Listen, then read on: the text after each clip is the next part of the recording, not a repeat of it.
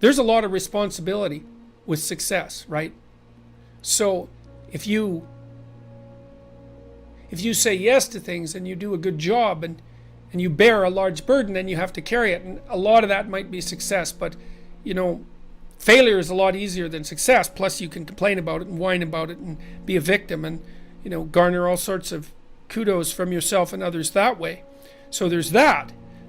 It's just failure to adopt responsibility. But then I would say too, there's also revenge on the self and God. That's partly why I like the Cain and Abel story so much once I sort of figured out what it meant.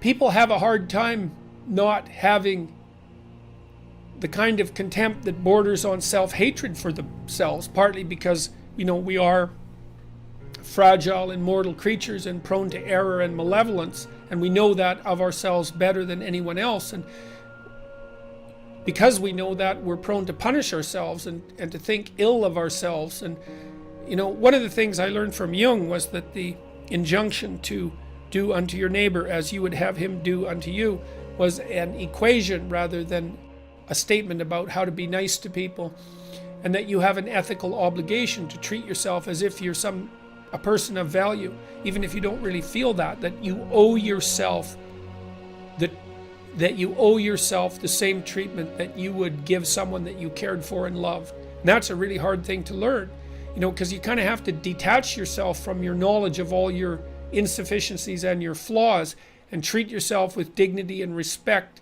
At least the dignity and respect due someone who's faulty that could conceivably learn. And that's a very difficult ethical lesson to learn. It's easier to beat yourself continually on the back of the head with a club and to feel it's justified given how much you know about how wretched and useless you are. So let's say there's two reasons. One is that you don't want the responsibility, so it's not really self-sabotage, it's just avoidance of responsibility and consequent failure. And the second is punishment, self-punishment that seems only just given what you know about all your pathology and error and insufficiencies. If you're not happy with your life, if you're miserable, you sit on the edge of your bed and you think, is there anything I can change in what I'm doing that is going to make this less awful than it has to be, less awful than it might be? You have to ask that, with intent. And generally speaking, you'll get an answer almost immediately. There's something that you could put right that day that would make things slightly better than they are. And that's rule 4, which is compare yourself to who you were yesterday and not to who someone else is today. Let's talk about addiction. So there's a series of actions that occur before you take your cocaine. Some of those are local. They're the things that happen immediately before, and some of those are distal. They're farther back in the chain of events. And when you have a hit of cocaine, it produces a dopaminergic burst, and that feels really good, but it also makes the circuits that were immediately active before that grow. That's what reinforcement is. And then the growth is proportionate, not linearly, but it's proportionate to how long before that event occurred. The closer it is, the stronger they're going to get. But even the ones that are somewhat distal get some reinforcement. Because you might say, well, what did you do before you found your latest fix? And the answer is, well, how long before? Well, the closer, the more rewarded. And so what happens then is that, so if you take that person out of the normal environment, you put them into a treatment center, they're off their physical addiction, which is a weird thing in the case of cocaine, but like not that long. A week will do it, 2 weeks for sure. Even heroin and alcohol for sure, if you can get them through the seizure part without dying. And so they're done. They aren't physiologically dependent anymore. But you let that person go, and the first thing that happens is his old friend, who he's always out doing drugs with, shows up, and bang, he's craving like mad. And that's because that thing in there is not dead at all.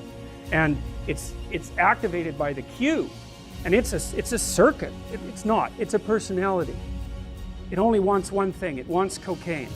It's going to suppress any non-related thoughts, and it'll use lies. That's no problem, especially if lies have been reinforced, which they certainly have. Where are you off to, son? you'll have a lie for that, and then 10 minutes later you have your drug, and so that little lie has just grown. Or maybe you think you've tried to quit and you think to hell with it, and every time 10 minutes before you take your drug you think to hell with it, and you do that 1,000 times. Well, believe me, the to hell with it circuit, that sucker is strong. And so it's alive, and it's not like it just disappears. Can't. It's you, it's grown in there. Now, you can build another circuit to shut it down, and you can help it decompose across time by not giving it what it wants. But you're going to have to not give it what it wants in all of the multiple contexts that you've already associated with the drug. Some of you have probably smoked and then tried to quit smoking, and what you'll see is you get a craving when you have a cup of coffee, or when you're finished dinner, or when you're done having a phone call, or when you first get up in the morning, or whenever you've regularly had the drug, whatever you had the drug in relationship to. Even complex things like ending a conversation will produce a cued craving. And so then that can extinguish over time if you punish it by either punishing it or not letting it get what it wants. But a lot you have to build another circuit to just shut it down. And then that circuit's kind of fragile, and stress can often disrupt it. So the addiction has a cognitive component. It's full of thoughts and desires and wants. And you may have to rebuild your whole personality in order to get that thing cornered. Religious conversion, for example, is a really effective treatment for alcoholism. That's partly why Alcoholics Anonymous works for the people for whom it does work. But religious conversion, which is total personality conversion, is actually one of the few things that we know of that's an effective treatment for alcoholism. We don't know how to induce it. But although that's not exactly true either, because in the early work with LSD was quite promising as a treatment for alcohol addiction. And there's recent work with psilocybin showing that if people have a mystical experience when you give them psilocybin, their success rate in quitting smoking is about 80%, which is way higher than any pharmacological intervention for smoking has ever been.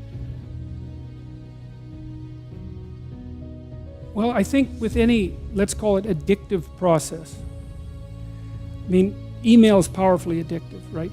Partly, it's a slot machine, and I mean that technically. So when you pull, that's a variable ratio reinforcement schedule, if I remember correctly, and it's very addictive because if you pull on the slot machine arm enough, you will win, and you never know which pull will reward you.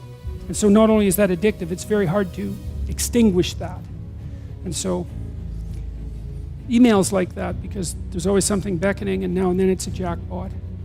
And social media is like that because people are posting interesting things. And so, well, how do you overcome an addictive process? And partly you do it by replacing it with something better, right? So when people study drug and alcohol use, they often make an elementary mistake, which is to try to figure out why people use drugs and alcohol. That's not a smart thing to wonder. We know why people use cocaine. Cocaine directly stimulates the systems that produce positive emotion. It's like, so there's no mystery there. The mystery with cocaine is very, very simple. Why don't people take cocaine all the time until they die? That's the mystery, really, because you can get isolated rats to do that. So, and for some people, alcohol has the same kind of effect, except it's mediated by opiates.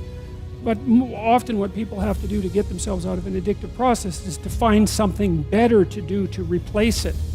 And so I would say the problem with the gadgets, and I mean they're amazing things, is that they proximately interfere with medium to long-term goals, I would say. And so I think the first thing you have to do to bring them under control is figure out what it is that their use is interfering with. It has to be something important. So you think, well, I want to do something important. Well, what is that? Oh, it could be personal. Maybe you want to have a relationship. You want to get married. You want to have kids. You want to have a career that's meaningful. You want to have a life. You want to have an Abrahamic adventure and be the father of nations, let's say. Well, you can't be ratting away on your cell phone and doing that. And so I think part of it is to set your sights high and make a plan and figure out who you could be and see if obsessive utilization of smartphone fits into that vision of nobility. And it will partly, because they're unbelievably powerful communication devices. But so often it's It's for lack of something better to do. And it also interferes.